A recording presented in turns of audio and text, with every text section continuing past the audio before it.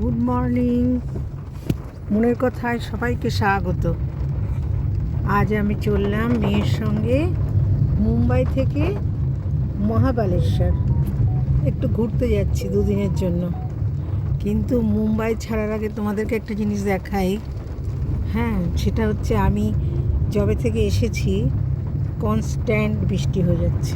Constant মানে মনে হচ্ছে আকাশটা ফুটো হয়ে গেছে, কিন্তু জীবন থেমে নেই। এখানে তো জল আমি মানে লক হতে দেখিনি।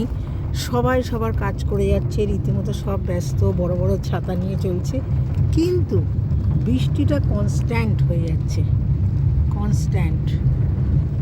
তা আমরা এর মধ্যেই দুদিনের ছুটিতে আমি আর আমার মেয়ে চললাম মহাবালেশ্বর। মহাবালেশ্বরটা নামটা আমি আগে শুনিনি, এখানে শুনলাম এটা পুনের কাছে।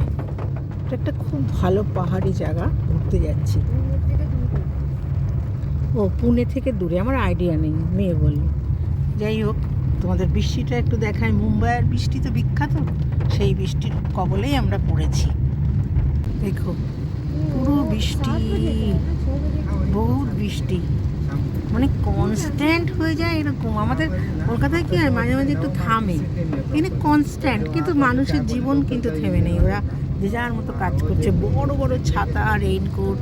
আমরাও তো বেরিয়ে বললাম, পাহাড়ি জায়গায় যাচ্ছি, ওখানে হোটেলে থাকবো, সব বুকটুক করা হয়ে গেছে। আজকে গুড মর্নিংটা তোমাদের এই রোড থেকেই জানালাম। কি বৃষ্টি! আমার তো ক্যামেরা তো একদম পচা ক্যামেরা, বোঝাতে পারছি না, দেখাচ্ছি মানে অসম্ভব বৃষ্টি হচ্ছে, কনস্ট্যান্ট। আমার এটা মানে কনস্ট্যান্ট। ঠিক আছে, এবার যাচ্ছি আমরা অন দ্য রোড। মাঝে মাঝে যদি ভালো কিছু পাই নিশ্চয়ই তোমাদের সাথে শেয়ার করবো। হ্যাঁ।